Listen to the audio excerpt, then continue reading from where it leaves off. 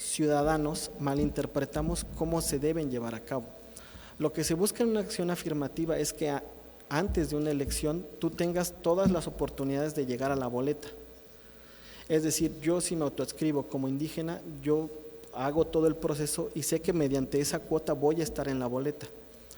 Sin embargo, ya se estaba mal usando en el sentido de decir que yo, como soy indígena, aun y cuando no gané, por esta cuota yo debo estar debo integrar ese órgano.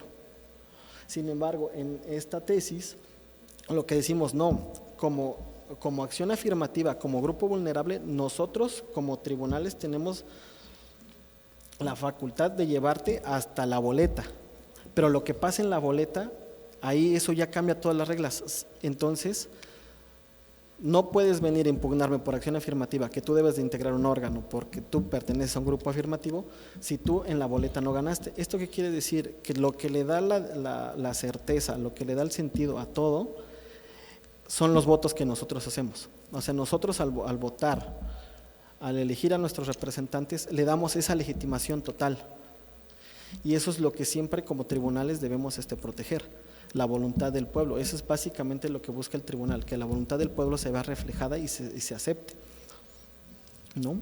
Y bueno, continuamos. Y en ese sentido, les digo, ¿qué más podríamos hablar? Bueno, por ejemplo, hablando del juicio de inconformidad, del JRC, que eso ya no les conté. El JRC, como les decía, tiene esta versión, esta cuestión de revisar las cuestiones de los órganos locales. Y por ejemplo, en Colima tiene a pesar de ser un estado pequeño, a nivel electoral ha sido muy relevante, ya que es el único estado donde se han anulado 2 elecciones de gobernador. Y las 2 fueron por la intervención del Poder Ejecutivo de aquel entonces en estas elecciones, ¿no? O sea, la materia, como les decía, la materia siempre va a ver porque todas las elecciones sean legales y se lleven conforme. Obviamente en materia electoral es muy difícil acreditar los hechos ilícitos, y más ahora, por ejemplo, que está en esto de la IA, de la inteligencia artificial, que se pueden crear videos, que se pueden hacer todo, es muy difícil comprobar que algo se ha hecho, ¿no? Y en materia electoral, con los partidos políticos pasa mucho que buscan desprestigiar, buscan tomar ventajas para que tu contrincante le vaya mal, ¿no? Entonces, estas cuestiones obviamente son muy difíciles de acreditar, sin embargo, acá en Colima se logró acreditar, ¿no? En la última del 2015, el secretario de Desarrollo Social tuvo que aceptar que él sí, bajo sus derechos, o sea, bajo su creencia de su derecho político de decir lo que quiera, él dijo que sí dijo, de que me parece que era sobre un programa social de damnificados, en el que dijo, sí, yo les dije, pero pues eso. Y aparte de eso también pasó con el fiscal, ¿no? Que él, eso ya fue un complemento, donde dijo, yo agarré a tres individuos que estaban comprando votos del que quedó en segundo lugar. Y con eso se tuvo para poder anular esta elección. Obviamente también para anular una elección se contemplan muchas otras cuestiones, ¿no? Por ejemplo, que la diferencia de votos entre el primero y segundo lugar sea determinante. La determinancia, ¿cómo lo hacemos? Básicamente puede ser por varias cuestiones. Por votación, que la diferencia entre primero y segundo sea muy determinante, y en este caso pasaba porque el primer lugar tuvo 119,000 votos y el segundo 118,000.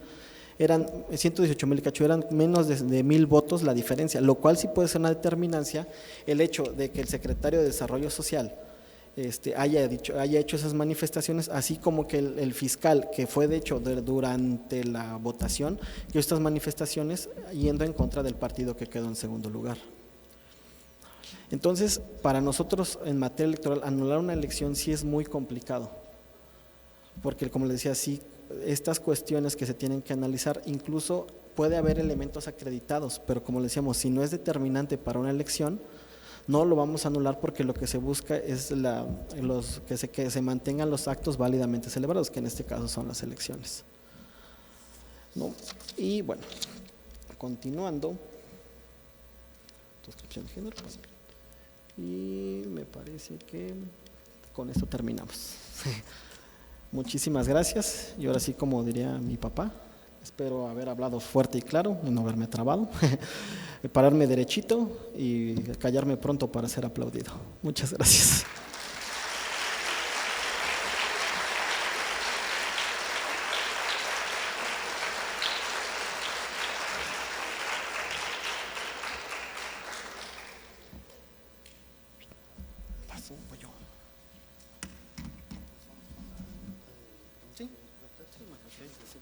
Muy bien, está bien.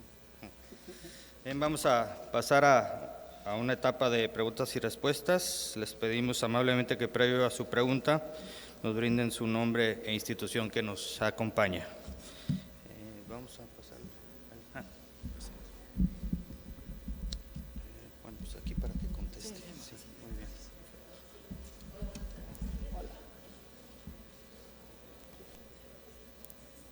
O como que allá.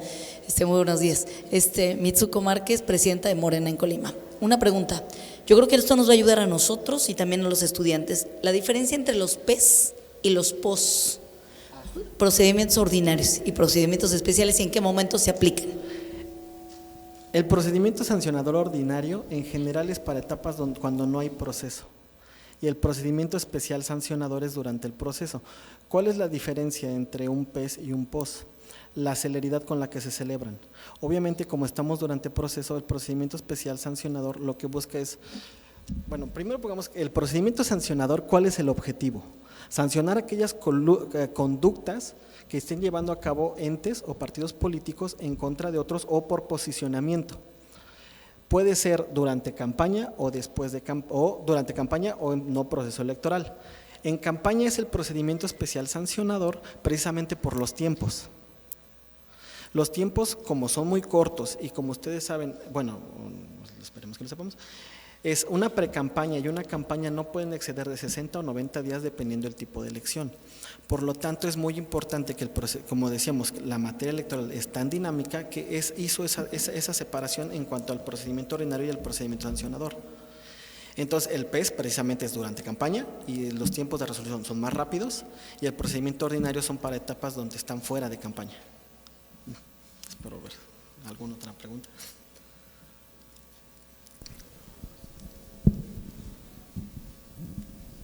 Interesante su exposición, maestro. Muchas gracias. Soy la licenciada Claudia Gutiérrez, vicepresidenta de la Barra de Abogados Manzanillo y representante del electoral en el segundo distrito de un partido político.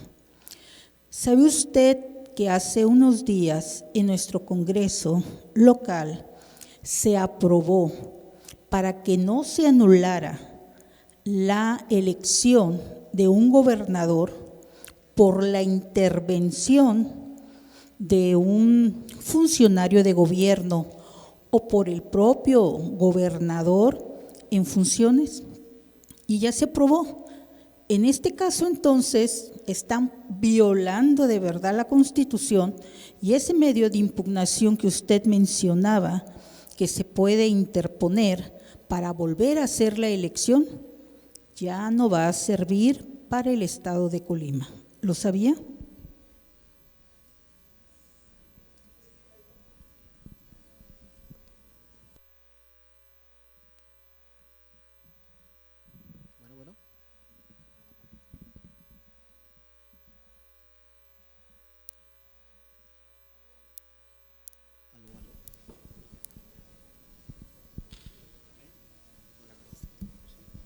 Bueno. Bueno.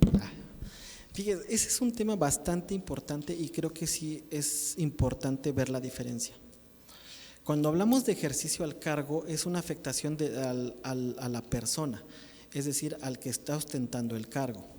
Ahora, lo que usted menciona de respecto a lo que aprobó el Congreso es una cuestión administrativa, no es electoral. Y de hecho en la sala superior ya hemos diferenciado esas cuestiones.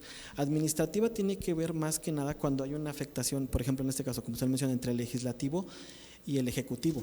Son cuestiones que ellos ven durante sus funciones, esta función legislativa, que no tiene que ver con la materia electoral, porque la materia electoral para nulidad obviamente solamente tiene que ver sobre votaciones. Las cuestiones que usted menciona, ese es un procedimiento que es muy distinto al que nosotros llevamos en materia electoral, que de hecho se lleva, por ejemplo, para la solicitud de la nulidad, como usted bien lo mencionó, se lleva a través del Poder Legislativo, que en este caso es la Cámara de Diputados local. Y ellos son los que deciden, porque nosotros en materia electoral no podemos meternos cuando ya existió algo que se llama definitividad. Es decir, en el momento en que ya toma el cargo un funcionario, Nosotros ya no podemos meternos a si se puede quitar, si se puede poner o no. Eso ya es una cuestión administrativa que ya lo ven como dependiendo cada estado cómo está integrado. Es lo digo, en este caso, sí, como no hay un… Bueno. del JDC. Espero que sí haya quedado claro. Bueno.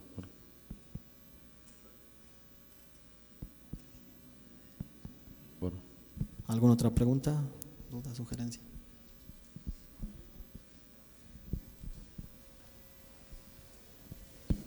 Gracias.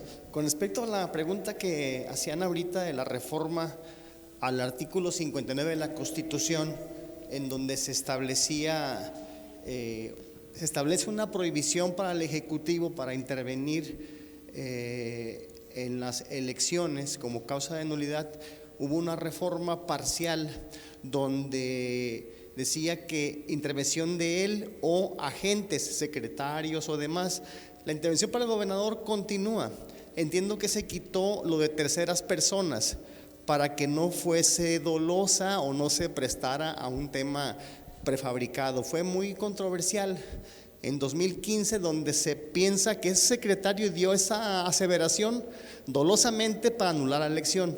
Creo que esa fue la intención, pero independientemente de que haya o no prohibición para que un gobernador intervenga y eso acarríe nulidad de elección, hay una jurisprudencia donde dice que si la elección se viola algún principio constitucional, ya acarrea nulidad per se, o sea, la famosa nulidad por violación a principios constitucionales. Si hubo intervención del Estado, aunque no esté en la Constitución, la elección se anula, siempre y cuando sea determinante esta intervención. Entonces, creo que no habría una afectación.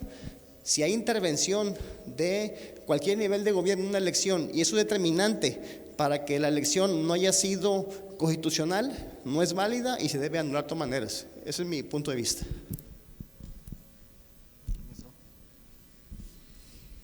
Muy bien. ¿Alguna otra pregunta? ¿Duda?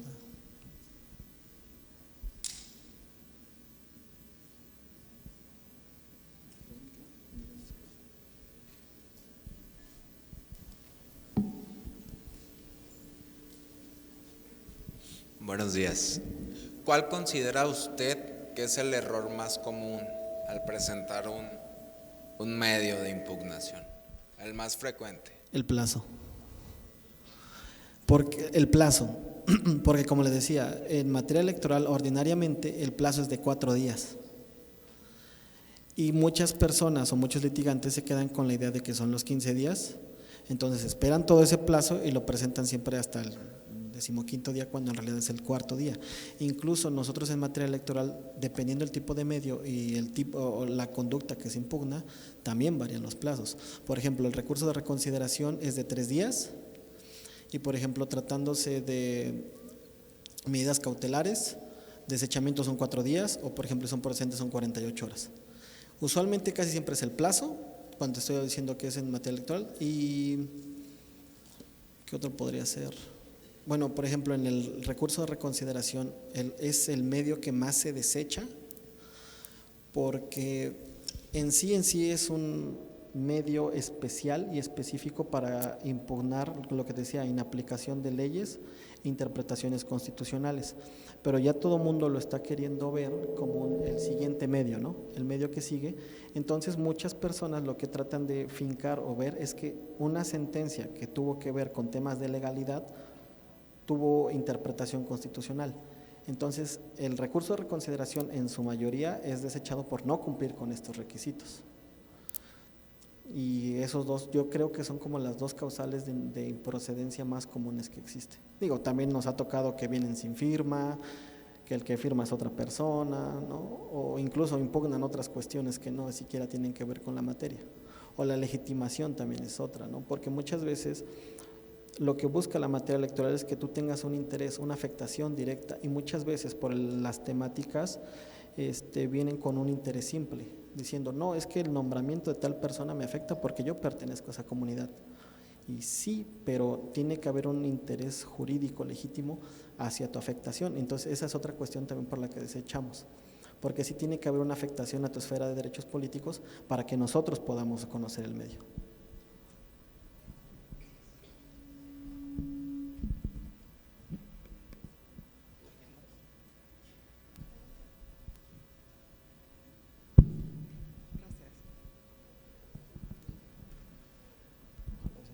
Le paso. Hola, hola. Buenas tardes. Bueno, en los tiempos actuales estamos enfrentando las nuevas tecnologías, como lo mencionaba usted, la inteligencia artificial. Creo que esta elección que viene próximamente va a enfrentar esa situación. ¿Qué medidas va a tomar el tribunal con relación a la IA para todo lo que se pudiera presentar?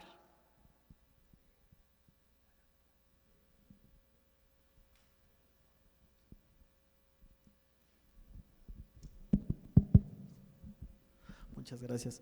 Es un tema que incluso, de hecho, estábamos reflexionando estos días, ¿qué va a pasar? Porque mediante la inteligencia artificial se pueden hacer muchísimas cosas. Y de hecho, no solo a través de la inteligencia artificial, ¿no? Sino bajo esta idea de los partidos políticos cuando buscan hacer una cosa o videos o manipulan las cuestiones. El tema que estábamos viendo con la inteligencia artificial es algo que pasa, por ejemplo, con las publicaciones que luego ocurren en Facebook. Lo que buscamos y siempre se ha buscado es, por ejemplo, nosotros incluso hasta preguntamos a Meta, que es la que lleva Facebook, quién fue el que pagó esta cosa, quién hizo esta cosa y por qué lo hizo. La inteligencia artificial también tiene un código y ese código es rastreable. Entonces se puede saber cuando un elemento está hecho con IA y por quién lo está haciendo. En esta cuestión de las elecciones, obviamente lo que creemos que pueda pasar es que se van a usar los videos tanto a favor como en contra. Y algo que pasa mucho es que, por ejemplo, pasaba con las impresiones a papel por vota por tal candidato, que muchas veces ni siquiera era cierto, y fue algo que, por ejemplo, pasó en la elección pasada, la judicial. Entonces, aquí hay varios medios por los cuales una persona puede deslindarse de eso. Al momento en que te enteras o al momento en que el INE te hace el requerimiento, tú dices, yo me deslindo de esta cuestión, yo no la hice. Es ahorita con lo que vamos, ¿no? Igual, por ejemplo, lo que decía de Meta, se hace la investigación que la lleva a cabo el INE y ya ahí nosotros podemos comprobar si efectivamente fue llevada por una persona o no y en la cual ya puede proceder la denuncia. Como usted bien sabe, las denuncias se pueden hacer de oficio por parte del instituto. Si el instituto siempre lleva un monitoreo cuando hay elecciones de todo lo que está llevando y todo lo que se sube. Entonces, cuando el INE detecta que puede existir alguna violación a la ley electoral, ellos inician de oficio esta denuncia y hacen las investigaciones. Sí, con la IA creemos que va a haber más, pero sí creemos que también hay una forma de ver si realmente quienes lo están haciendo pueden ser sancionados o no. Y digo, igual, por ejemplo, en este tema de sanciones, también acreditar un hecho también cuesta mucho trabajo, ¿no? Porque hay que entender el elemento objetivo, subjetivo y cuestiones más que podremos adentrarnos. Pero sí es muy difícil, pero sí el INE sí lleva a cabo todo ese tipo de investigaciones. Y le digo, como ejemplo, me acuerdo de una sentencia que salió hace poco, de la cual tuve el honor de hacer, que era sobre una entrevista relacionada con la revocación de mandato de Oaxaca. Esta entrevista se subió en otros medios y fue alterada mediante IA. Entonces, un partido que estaba en contra de esto presentó su denuncia ante el INE y lo que nosotros dijimos es, esta denuncia sí fue modificada, pero sin embargo no se acreditan los otros elementos. Y como no se acreditan los elementos de la persona que realizó la entrevista, no podemos sancionarla. Y por lo tanto es que en esa cuestión se decretó que no se acreditaba la denuncia alegada. Pero le digo, sí se hace todo ese análisis. Y lo que esperamos es que mediante y lo que le decía, esta cadena que se lleva cuando se realiza uno de estos, sea monitoreada y buscada. Incluso hay publicaciones que se pueden bajar en el momento. Y bueno, eso es en cuanto a la cuestión de la IA, ¿no? Hablando de las próximas elecciones. Gracias.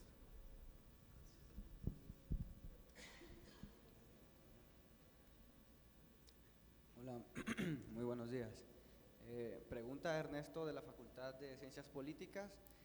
Quisiera preguntar si, tratándose, no quisiera llamarlo apelación, pero sí preguntar si existe una última instancia que pudiese ser quizás no nacional, sino internacional, a la cual se pueda llegar algún caso relevante a nivel federal que pudiese trascender incluso en alguna falta a una democracia en un país. Preguntar si es que existe alguna corte, y llamémosla por ejemplo corte interamericana, por suponer un ejemplo. No soy de la rama, pero puedo suponer que quizás pueda existir una sala en alguna corte internacional que pueda funcionar para, digamos así, una última apelación, la última instancia a la que se pueda recurrir. Por favor y gracias.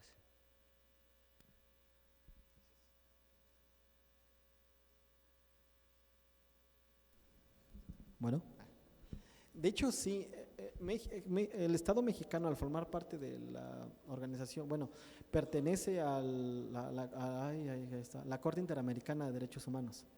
Y sí ha habido asuntos que han llegado a la Corte que han modificado. De hecho, como lo explicaba, el caso de Jorge Castañeda Goodman, te lo cuento rápido. Él quería ser presidente del país y fue al INE, pero le dijo el INE que no, que solo era para partidos políticos. No había un medio como tal idóneo y lo presentó vía amparo y todos se lo negaron, y el JDC en ese entonces no tenía la función que tiene ahora. Entonces se va a la Corte Interamericana y la Corte Interamericana le dice al Estado mexicano que tiene que crear un medio idóneo. O sea, es la propia Corte la que modifica esta cuestión del juicio para la protección, y no solo crea el JDC, sino también crea que los ciudadanos puedan participar en una elección sin siquiera pertenecer a un partido político, que antes era la vida ordinaria. Es decir, ahora tú ya como ciudadano ya podías participar de forma independiente. Todo esto lo crea la Corte Interamericana.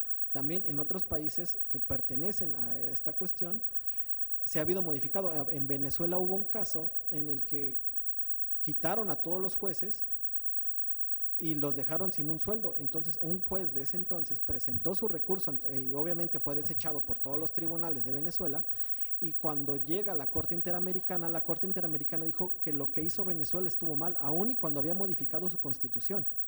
Entonces lo que pidió es la restitución del juez, o en su defecto que se realizara el pago. Entonces sí hay una protección internacional, y aparte México al formar parte de muchos tratados internacionales también se apega a muchas decisiones que pasan, por ejemplo, en la Corte Interamericana, o como por ejemplo la Corte de Justicia Internacional.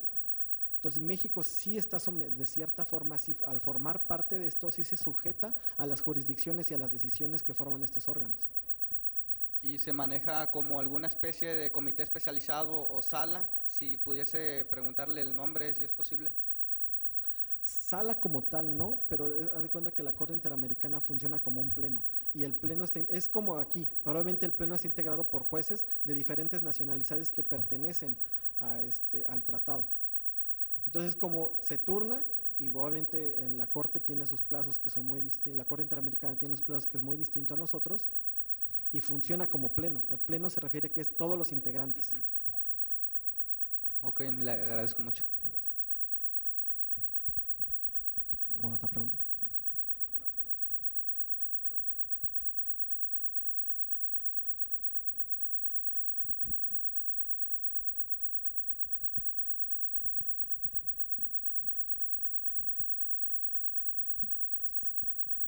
Buenos días, perdón por dar la espalda a este lado. Óscar Espinosa, del Instituto Electoral del Estado de Colima. Maestro, en principio muchas gracias por su intervención, al tribunal igualmente por la invitación a este evento. Yo quisiera referirme un poco acerca de sus reflexiones acerca de la rigidez de los medios de impugnación, la rigidez de la norma electoral, y a su vez esta necesidad de generar criterios jurisprudenciales de la Sala Superior, que, si me permiten además reflexionar al respecto, creo que ha sido una labor sumamente importante, porque la materia electoral, la legislación de la materia electoral nunca ha sido suficiente para la cantidad de supuestos que puede ocurrir. Es decir, siempre hay nuevas prácticas, nuevas formas de hacer las cosas en la vida pública, y se vuelve un tanto complejo a veces el querer atender lo que dice la norma, ¿no? Entonces, estos criterios jurisprudenciales pues nos han dado luz justamente cuando la ley no es suficiente para poder normar algún caso, o incluso para poder justamente garantizar derechos político-electorales de las personas. Pero mi pregunta o mi reflexión va un poco encaminada a saber cuál considera usted, que justamente está en el medio, cuál es el límite legítimo de esta labor interpretativa de la Sala Superior para no convertirse en lo que también han llamado una legislación judicial, ¿no? Porque de pronto ha habido como esta controversia, algunas veces, por ejemplo, de Poder Legislativo, que cuestiona cuando las autoridades jurisdiccionales van más allá en esta labor interpretativa y pareciera que están legislando, porque pareciera que están diciendo algo en contra de la norma, pero en realidad están pues yendo un poco más allá. ¿Cuál considera usted que es ese límite, que debe de existir un límite legítimo por parte de la autoridad jurisdiccional y un poco tal cuál pudiera ser el de las autoridades administrativas al momento también de la aplicación de la norma en lo que nos corresponde? Gracias. Buena pregunta. Yo creo que, por ejemplo, como órganos administrativos, muchas veces ya ha pasado, ¿no? Que los órganos administrativos, por ejemplo, crear un acuerdo para, por ejemplo, ahorita que se vienen las elecciones, ¿no? De acciones afirmativas, ellos intentan interpretar con base en lo que ha dicho la Sala Superior. Y muchas veces lo que pasa es que esa interpretación, y lo ha dicho la Sala Superior, los institutos se encargan de organizar, no tanto de crear las normas o los reglamentos. Obviamente ustedes lo hacen porque no es claro, y como lo decíamos, no, cada que va cambiando el proceso electoral van nuevas reglas. Y ese es el tema, ¿no? Que incluso como las leyes las crean el legislativo, muchas veces crean esos vacíos a propósito. Entonces lo que buscamos es que todas estas cuestiones sean dentro de la ley, sigan esos parámetros. Obviamente los partidos políticos, la gente política va a creer que el tribunal está interfiriendo, pero en realidad lo que está haciendo es basarse más en esta cuestión constitucional, ¿no? Y eso ya es muy interpretativo. Te voy a poner un ejemplo del Estado de México que ocurrió en el 2018, la famosa transferencia de votos. Allá lo que pasó es que un partido político se alió con otros, pero en el esquema era que, por ejemplo, el candidato que iba por mayoría relativa era del partido pequeño, pero todos los votos fueron del partido grande, y así fue con muchas diputaciones. Entonces, cuando analizamos la ERP, el partido que más tenía votos, como el candidato no era su candidato, sino era del otro partido, estaba subrepresentado, muchos votos y pocos candidatos. Entonces, ¿qué pasa si tú sigues a literal la ley? Como tienes muchos votos y estás muy subrepresentado, lo compensas en RP. ¿Qué ocasionó esa vez? Que el partido el partido y sus aliados controlaban casi todo el Congreso. ¿Qué fue lo que se hizo, no? Acá en Sala Superior, decir, es que eso no, porque no puede existir la transferencia de votos. Entonces lo que dijo, no, te quedas acá y en RP te vamos a tener que quitar, porque lo que se busca en representación proporcional es que los partidos políticos con menor votación también se vean representados. Entonces tú lo que estás haciendo artificiosamente es quedarte con todo, precisamente bajo esta lógica que ellos hicieron, ¿no? De que puedes transferir o tú puedes poner a un candidato que ni siquiera es de tu partido, pero te vas a quedar con esos votos. Entonces yo creo que acá en la Sala Superior lo que se busca es mantener como que ese estatus, no precisamente la idea es no meterse hasta la integración de cómo deben de ser las cosas, porque eso no está, pero sí estamos facultados a seguir las cosas en cuestión de la legalidad de la ley, ¿no? Y te voy a poner otro ejemplo. Pasó ahorita en un asunto que te digo que es del PRD en la Ciudad de México.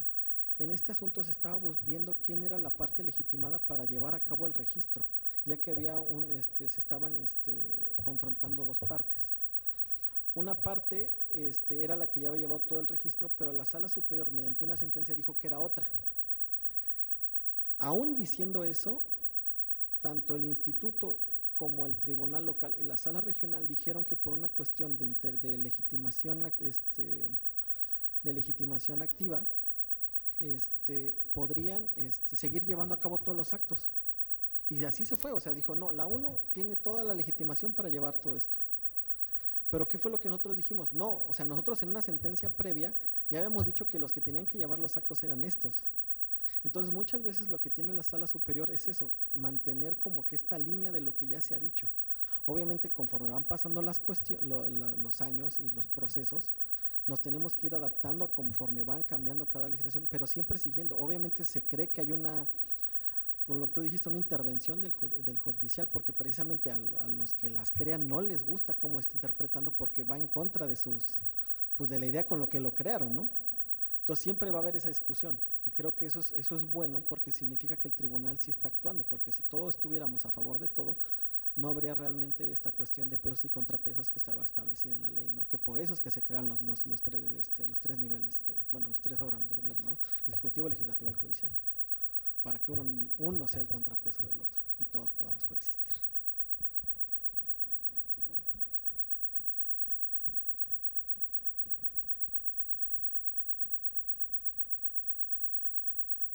Gracias. Hola maestro, buen día. La pregunta que le quiero realizar va encaminada a romper con esta inquietud de muchas juventudes y pues personas en general que le temen todavía al uso de la IA.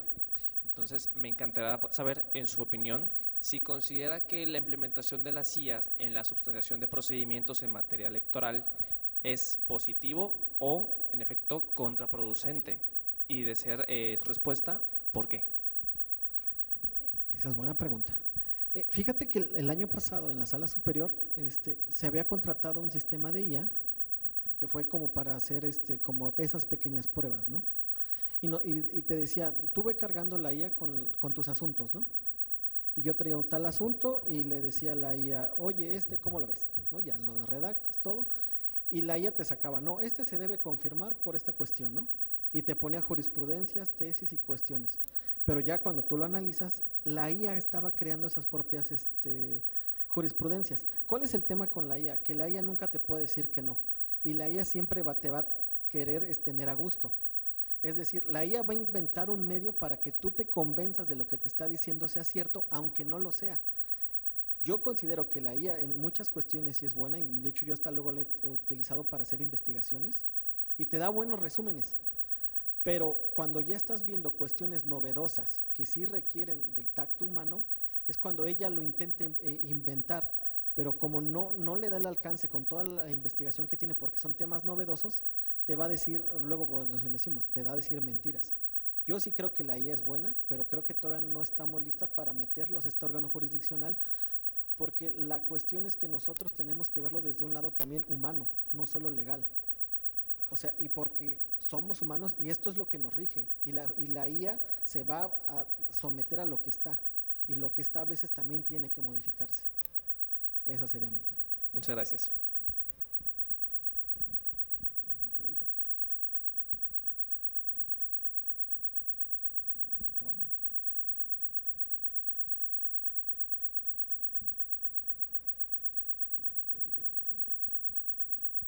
¿Alguna otra pregunta?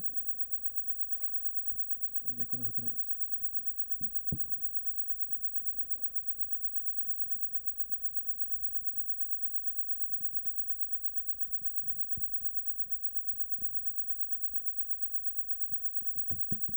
Bueno, José Luis Salvatierra del Instituto Electoral del Estado de Colima. Solo para efectos del estudiantado que nos visita, la evolución de un medio de impugnación conocido como juicio electoral. Si nos podía decir algo al respecto, cómo ha evolucionado el denominado juicio electoral. El juicio electoral es para aquellos juicios innominados. Todo aquel juicio que no entra en una descripción JDC, JRC, JR, se le manda a juicio electoral. ¿Por qué? Porque no podemos dejar desprotegido, ¿no? Ya lo dijo el propio Morelos, que todo aquel que se queje tenga un tribunal que lo escuche, lo ampare y lo proteja. Entonces el JE es eso. Aquellos juicios que no están como tal en un medio de impugnación son vistos vía JE. Bueno, también con la reforma que pasó en el 2024, el JE ya iba a ver todas estas cuestiones. Lo que buscaba la reforma era simplificar los medios de impugnación, porque como te digo, ahorita explicamos 5, pero en sí hay 15. Y hay muy complejos, ¿no? Como la QRA, que es contra sanciones administrativas de magistrados. Tenemos en materia electoral también vemos incluso juicios laborales. Y en sala superior vemos el JLI, que es contra servidores del INE, y el CLT, que es contra servidores de sala superior. Y también está el RB, que es el recurso de revisión contra el procedimiento sancionado ordinario, y así hay muchísimos. Pero te digo, lo que se buscó con ese juicio electoral era simplificarlo. Y ahorita el juicio electoral se usa precisamente para que esos juicios innominados, que como no entran en esta gama, puedan ser resueltos. Espero que. ¿Alguna otra pregunta?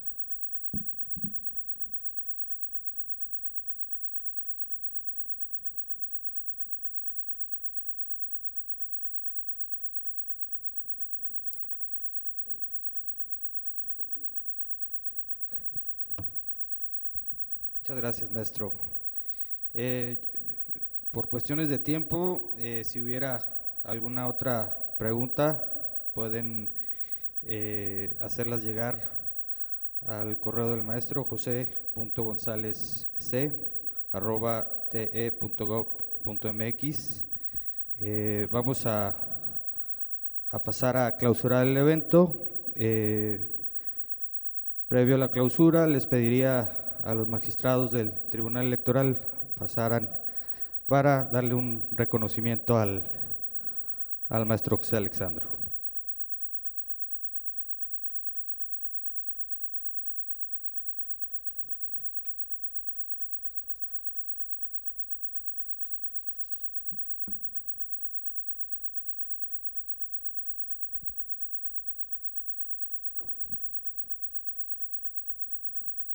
Muchas gracias. Bueno, quisiera hacer un muy breve comentario. Realmente son temas sumamente interesantes. En el tribunal tenemos la intención de seguir promoviendo este tipo de pláticas. Hace algunos días, será una semana o quizás un poco menos, tuvimos la oportunidad de estar en un encuentro, muchos magistrados de toda la República. Precisamente fuimos anfitriones aquí en Colima. La maestra Mago, mi compañero, exponiendo un tema sobre inteligencia artificial y otros temas sumamente importantes. En lo personal me tocó presentar una ponencia sobre la utilización del lenguaje ciudadano para hacer las resoluciones más accesibles a toda la ciudadanía. En fin, fue un encuentro sumamente fructífero y tenemos la intención de seguir promoviendo este tipo de eventos en beneficio de toda la ciudadanía. Por supuesto que la Facultad de Derecho, que es donde nacen todos nuestros abogados profesionalmente, aquí hemos nacido muchos de nosotros profesionalmente hablando. Les reitero, por supuesto, un gran agradecimiento a mi amigo, el maestro, muchísimas gracias.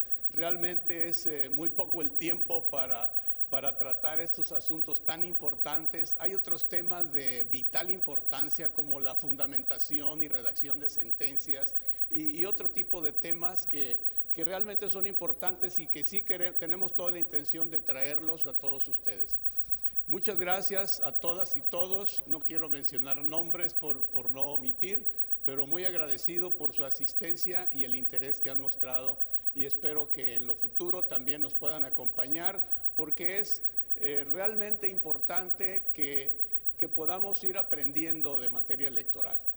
Hemos comentado con muchos que nos dedicamos ya de muchos años a la materia electoral, que, por ejemplo, lo comentaba con el maestro hace un momento antes de iniciar esta plática, que nos hemos dado cuenta que en el proceso 2024-2025, en todos los asuntos que se han presentado, tanto en el instituto, en el OPLE, como en el Tribunal Electoral, hemos sentido que ha bajado un poco la calidad de las demandas. Un poco dije. ¿Por qué está pasando esto? Porque parece ser que no hay interés o no hay mucha preparación. Hay algunos asuntos muy importantes, muy interesantes, muy bien fundamentados, lo comentaba con el maestro Julio César, que de repente se presentan demandas que van de un lado para otro con los agravios, y nosotros tenemos que estar ordenando y tenemos que meternos por el principio de exhaustividad, etcétera, a ordenar y hacer resoluciones de calidad. Sin embargo, sí hemos coincidido en que de repente vemos demandas de baja calidad, y por eso es que nos hemos ocupado en presentar a ustedes, a partidos políticos. Ya vienen los procesos y deben estar bien preparados para esto. El otro tema de inteligencia artificial que mi compañero presentó, muy interesante, que causó una controversia tremenda, porque efectivamente tenemos temor a lo que pueda pasar en los próximos procesos electorales con la inteligencia artificial. Es parte de un proceso evolutivo histórico de nuestra sociedad, lo mencionaba el secretario del IE, porque pues en ese proceso evolutivo histórico, por lo general, las leyes no alcanzan a adaptarse a esos nuevos cambios, y siempre están los diputados tratando de legislar para alcanzar pues a la sociedad en ese proceso evolutivo, y eso es normal.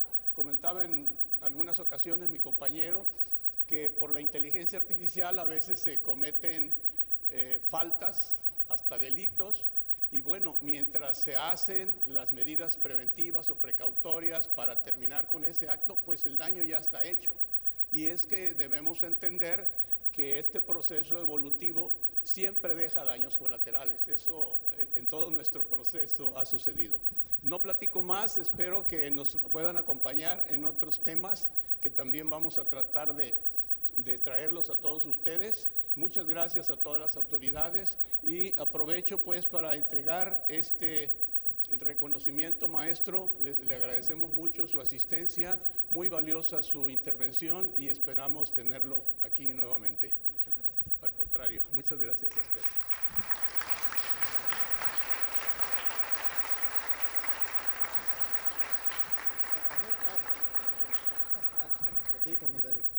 Muchas gracias.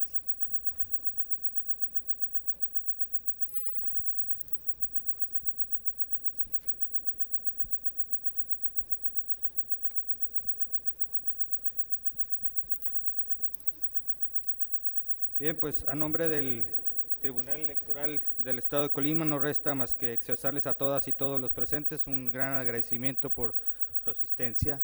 Muchas gracias a todas y todos. Gracias.